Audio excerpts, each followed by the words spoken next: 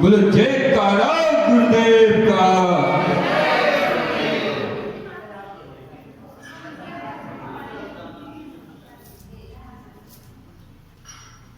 अहिंसा परमो धर्म की परम पूज्य आचार्य भगवंत गुरुदेव श्री विद्यासागर जी महाराज जी तीन कम 9 करोड़ मुनिराजों की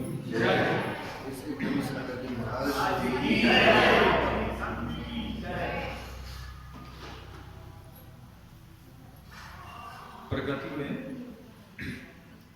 समय समय पर परिवर्तन होते रहते हैं। आदमी की भी प्रकृति बदलती है और प्रकृति की भी प्रकृति बदलती है। आदमी की प्रकृति भी बदलती है। बचपन में जो चीजें अच्छी लगती थी अब वो बदल गई, अच्छी नहीं लगती है ना। अब कुछ और अच्छा लगता है। प्रकृति भी बदलती है, कभी गर्मी कभी ठंडी कभी बारिश होती है। तो ये परिवर्तन जो है सहज में उम्र पाकर के होते रहते हैं। कुछ परिवर्तन ऐसे होते हैं जो उम्र से पहले आ जाते हैं। उन परिवर्तनों को लाने के लिए जिस दिमाग का प्रयोग किया जाता है उससे बीमारियां होती हैं, रोग फैलते हैं। अब सामान्य जीवन जीना तो सरल बात है, कोई दिक्कत नहीं है। लेकिन हमने बायोकेमिक के स्टूडेंट जो होते हैं वो रेगुलर कुछ ना कुछ प्रयोग धर्मिता दिखाते रहते हैं, तो कुछ प्रयोग करते रहते हैं। उन प्रयोगों का परिणाम है कि हमने कोरोना जैसी महामारी को झेला और उन्हीं प्रयोगों का परिणाम है कि अब हमारे पास एक दूसरी बीमारी आ गई है, बर्ड फ्लू। जब ये बड़ी बड़ी बीमारियां बढ़ती हैं संसार में, उस समय धर्म ध्यान की कीमत उनको पता चलती है जो अपने जीवन से हाथ धो रहे होते हैं। शरीर की ताकत क्या है उससे पूछो जिसको नहीं मिला। जिसको मिला है वो इसका दुरुपयोग करता है और जिसको नहीं मिला वो चाहता है कि एक बार मिल जाए, लेकिन उसने कुछ ऐसे कर्म कर लिए कि उसको वो शरीर नहीं मिलता। अब आगम ग्रंथों में आप लोगों ने भी पढ़ा होगा कि चेतना जीवो लक्षण, जीव का लक्षण है चेतना। आपको अगर मान लीजिए कोई धारदार हथियार से कूटने या मारने का प्रयास करे, आप क्या करते हैं? बचाव का प्रयास करते हैं। वही चेतना पेड़ में भी है, लेकिन बचाव का कोई प्रयास नहीं कर सकता। उसके ऊपर कुल्हाड़ी को कुल्हाड़ी दी जाती है, पहले छाल छिलती है, फिर वो धीरे धीरे कटता कटता कटता हर घाव का दंश उस पेड़ में भी उसको भी सहना पड़ता है। अब वहां पे पेड़ को भी उसी प्रकार की पीड़ा होती है, लेकिन उसकी व्यक्त करने की शक्ति नहीं है। आपकी व्यक्त करने की शक्ति है तो मच्छर भी काटता है तो आप अपना अभिव्यक्ति कर सकते हैं कि ऐसा मुझे क्यों काटा जा रहा है। पेड़ अभिव्यक्त नहीं कर पाता, उसके पास एकमात्र कर्म फल चेतना। आपके पास कर्म चेतना है, आप किसी भी चीज में गठन बढ़न कर सकते हैं, वो गठन बढ़न नहीं कर पाते तो अपनी उस पर्याय का नाश भी करते हैं और दुख भी भोगते हैं। पेड़ों में होता है ऐसा, जल में, अग्नि में, वायु में, वनस्पतियों में, इनमें सब में जिनमें कर्म फल चेतना है कि जो अपने साथ किए गए अत्याचार का विरोध नहीं कर पाते। जीव तो है लेकिन अत्याचार का विरोध नहीं कर पाते। और हम संगी पंचेंद्री वो है कि अत्याचार करने में हमारी मानसिकता बहुत ज्यादा लगी रहती है। बैठे बैठे भी जो है हम अनर्थ दंड करते रहते हैं। अब इसी प्रकार का अत्याचार जो है, या फिर जिसको आप हिंसा कह दें, ये आगम ग्रंथों में 3 प्रकार की बताई गई, जहां पर हम बल प्रयोग करते हैं, जहां आपने अपनी शक्ति का प्रयोग करके दूसरे को दबाने की कोशिश करी और आपने किसी की भावनाओं को बदलने की भी कोशिश करी, तो वहां पे एक हिंसा आकार लेने लगती। तो जो मनुष्य पर्याय में लोग हैं, इनके पास किसी और की हिंसा करने के 3 तरीके। सबसे पहले वो मानसिक हिंसा करता है। घर के अंदर आप देखिएगा इस तरीके की अपराध और प्रवृत्तियां होती रहती हैं कि हम घर में रहते हैं और घर के लोगों के बारे में गलत सोचते हैं, या फिर उनसे बहुत ज्यादा चिढ़ते हैं, या फिर ईर्ष्या करते हैं, या फिर ऐसा भी परिणाम बन जाता है कि कई बार हम उनके लिए, वो जब मन में वो चीज नहीं रह पाती तो वचनों से उसको प्रस्तुतिकरण कर देते हैं। तो दूसरा जो हिंसा का तरीका है आपका, वो वचन बल का है। पहला आपने मन से करी, फिर आपने वचनों से करी, और इन 2 से नहीं रहा गया तो फिर आपने हाथ उठा दिया। तो काय से भी आपने हिंसा कर दी। अब आगम ग्रंथों को अगर आप टटोलें तो आपको पता चलेगा कि मानसिक हिंसा जो होती है वो दिखाई नहीं देती। आप हमारे बारे में क्या सोचते हैं हमको नहीं पता, आप सोचते हैं, आप सोचते रहिए, हमको कोई फर्क नहीं पड़ता। जब आप बोलते हैं तब हमें पता चलता है कि आपके विचार हमारे प्रति ऐसे हैं, तब हमें भी ईर्ष्या या राग या द्वेष होता है। नौकर्म जैसा मिलता है वैसा उदय में आता है सामने वाले को भी।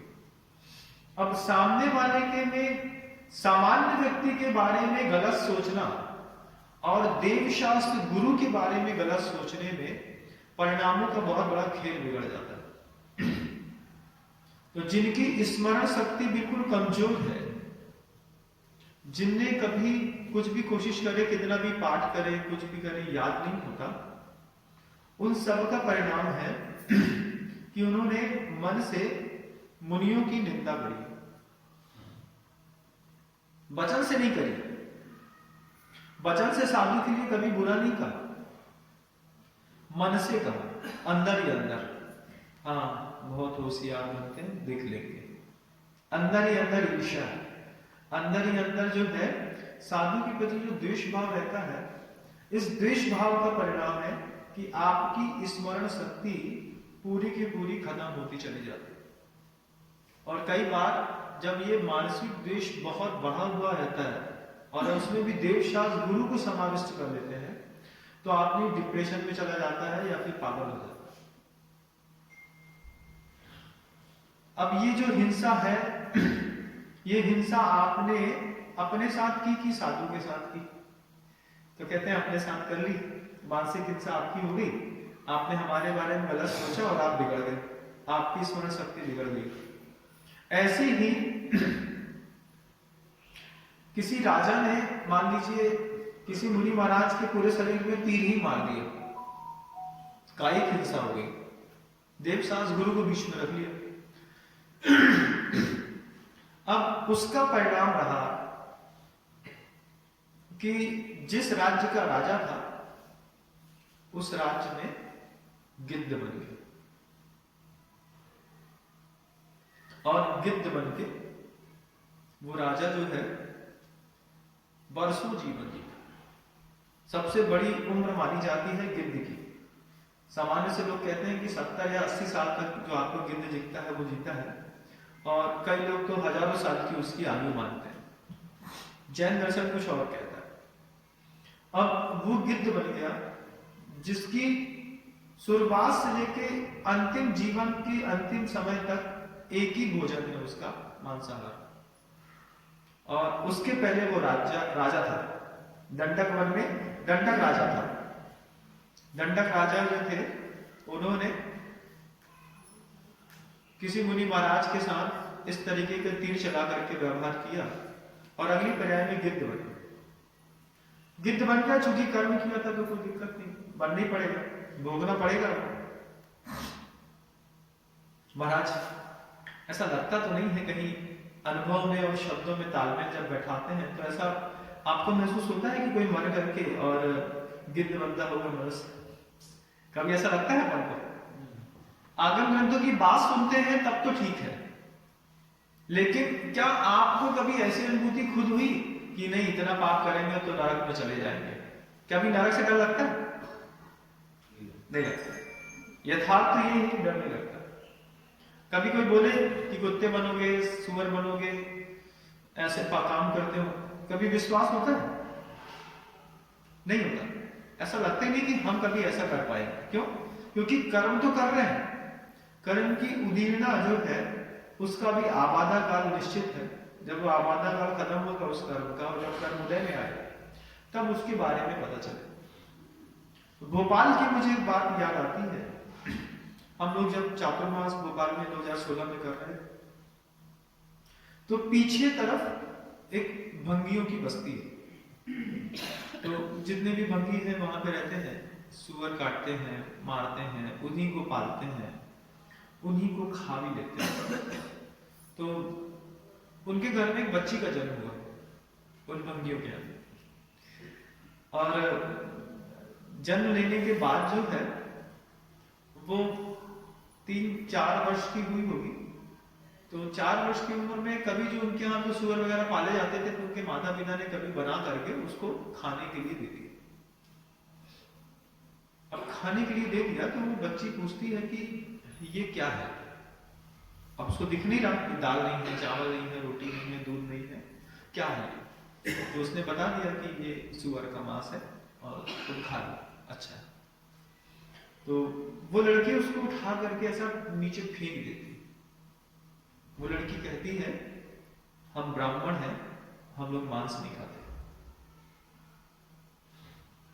तो उनको 3 साल की बच्ची है, उसको किसी ने ब्राह्मण शब्द ना सुना होगा, ना सिखाया होगा, ना कभी किसी ब्राह्मण से मिली हो। तो वो लड़की कहती है कि हम ब्राह्मण हैं, हम इस तरीके का मांस नहीं खाते, हमारे यहाँ ये नहीं खाया जाता, हमारी कोई परंपराओं में नहीं। तो उनको बड़ा आश्चर्य हुआ कि ये लड़की अपने आप को ब्राह्मण कह रही है तो भंगी की लड़की। फिर जब किसी एस्ट्रोलॉजर के पास उसको लेकर के गए तो उन्होंने बताया कि कुछ ये पूर्व की पर्याय में ब्राह्मण कुल में पैदा हुआ जीव था, कुछ ऐसे कर्म कर लिए कि इसको भंगी के घर में पैदा हुआ। जब कभी एकाध कोई व्यक्ति सृष्टि पर ऐसा मिलता है जिसको अपने पूर्व भोग का स्मरण थोड़ा बहुत भी रहता है, तब इन धार्मिक ग्रंथों में आस्थाएं और बढ़ती है। लेकिन चूंकि प्रकृति की ऐसी व्यवस्था है कि हमें पूर्व का याद नहीं रहता, इसलिए हम बेहिचक पाप करने में लगे रहते हैं, बेहिचक। तो इस उदाहरण से आप इस बात को समझिए कि कर्म कहीं ना कहीं आपको परेशान करेगा। तो उस राजा को मुनि के ऊपर हिंसा करने के कारण गिद्ध बनना पड़ा। अब वो कितनी पर्याय में नरक में गया, कितनी पर्याय में क्रूर पंछी बना, सिंह बना, फिर जब गिद्ध बना, और गिद्ध है तो मकानों में तो रहेगा नहीं, जंगलों में रहेगा। तो वही मुनिराज का जो गंधोदक था, जब तक कर्म नहीं छोड़ेगा, जब तक हम सच्चे पछतावे के साथ उसका प्रायश्चित नहीं कर लेंगे। तो उस दिन चारण रिद्धि मुनिराज को आहार देते समय, जब राम और सीता आहार दे रहे हैं, उस समय गिद्ध को बोध होता है कि मैंने उस जन्म में इस तरीके का अपराध किया था, किसी तरीके की कोई दिगंबर पुत्रा थी, इसके बारे में पहले गलत सोचा, फिर गलत किया और इनको मारा भी। तब जाकर के मेरी इस निंद पर्याय में, उसके बीच में मैंने पता नहीं क्या क्या झेला है। तो वो कुछ कर नहीं रहा है, कुछ कर भी नहीं सकता है, गिद्ध है तो। लेकिन उसको क्या उद्बोधन मिला है, क्या उसके भाव जगे हैं कि उसने संयम पंचम गुण स्थान स्वीकार कर, व्रत ले लिया उसने, मैं आज के बाद हिंसा नहीं करूंगा। जिसका भोजन ही मांस है उसने हिंसा का त्याग कर दिया। और वो गिद्ध जो है महाराज के छोड़े हुए पैर के गंधोदक को उसमें लौट रहा है, और लौट करके वो अपनी बदबूदार और गंधयुक्त और विद्रुप पर्याय को परिवर्तित करके आगम ग्रंथों में कभी आप पढ़िए कि किस तरीके से उसकी चोंच हो गई, किस तरीके के उसके गोल्डन पंख हो गए। आपने एक गोल्डन ओवन देखा होगा, सुनहरा कौवा होता है, पंख सोने जैसे दिखते हैं, बाकी काला रहता है, देखने में बहुत सुंदर लगता है। तो ऐसे वो पूरी उनकी पूरी बॉडी जो गिद्ध की अलग दिखती थी, वो बिल्कुल सोने जैसी चमकने लगी। तब जाकर के वो गिद्ध अपने प्रायश्चित के साथ और अपने किए गए उस कर्म के साथ पूरी दुनिया में ये घोषणा करता है कि मुनिराज की गंगोदक का इस तरीके का प्रभाव होता है। जब साधु की गंगोदक से देह जो है वो स्वर्ण नहीं हो सकती है, तो प्रभु में कितनी शक्तियां होती हैं, कितनी शक्ति होती होगी। हमने आपने सबने, क्योंकि मनुष्य हैं तो गलतियां तो स्वभाव है, करते तो हैं। कभी ना कभी आपने देव शास्त्र गुरु का अगर मन से भी गलत सोचा हो, मन से भी बुरा करने की सोची हो, या फिर किसी साधु के प्रति कसाई की हो और उसका कर्म आपने बांध लिया है, तो जब तक आपके पास ताकत है और आपके पास शक्ति है, उसके पहले पहले प्रायश्चित कर लीजिए। पहले पहले सोच लीजिए कि हमने जो गलती कर दी थी, महाराज जी के बारे में गलत सोचा था, हम या तो महाराज जी से ही क्षमा मांग लेते हैं, या फिर हम कुछ कहीं और जाकर ही क्षमा मांग लेते हैं। और इसका एक उदाहरण मैंने खाते गांव में अभी चातुर्मास कर रहा था तो देखा, वहां पे एक अदर कास्ट का व्यक्ति था, तो हमारे पास आया, खाते गांव के लोग लेकर क्या है, वो कहता है महाराज जी इनको प्रायश्चित चाहिए। प्रायश्चित काहे का चाहिए? तो कहते हैं एक बार दिगंबर साधु निकल रहे थे और हमने उनको बहुत बड़ी बड़ी गालियां दे दी, खूब सारी, और तब से प्रतिदिन हमारे सपने में मूर्ति और मुनि महाराज दिखाई देते हैं। प्रतिदिन, एक भी दिन नहीं होता कि स्वप्न में ऐसा नहीं होता। तो वो हमारे पास आकर के अभी खाते गांव में देख तो मैंने पहले ही बोला उसने कि आप कुछ ऐसा करिए कि मैं अपने इस अपराध से मुक्त हो सकूं।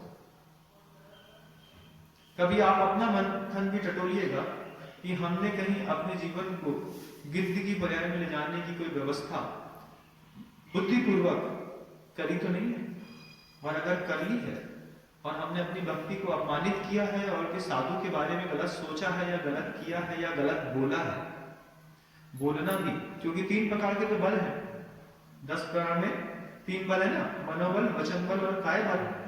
तो इन 3 बल का दुरुपयोग अगर आपने देवशास्त्र गुरु के लिए किया है, या फिर वचनों से गलत बोला है साधु के लिए, देव के लिए, या शास्त्र के लिए, या फिर दिगंबर गुरु के बारे में गलत सोचा या कुछ गलत किया है, तो एक मौका है अभी आपके पास, आप प्रायश्चित लेकर के अपने आप को पवित्र कर सकते हैं। अगली पर्याय जब गिद्ध की होगी तो गंदोदक से काम तो चल जाएगा, लेकिन ये जो देशना अभी हम बोल रहे हैं ना, ये उस समय काम नहीं आती, किसी को काम नहीं आती। ये देशना सिर्फ मनुष्य पर्याय में काम आती है, बाकी किसी पर्याय में देशना काम नहीं आती। आपके पास मौका है, आप अपने मौके का प्रयोग करेंगे इन्हीं भावनाओं के साथ। आपका समय हो गया। आचार्य भगवत गुरुदेव श्री विद्यासागर जी।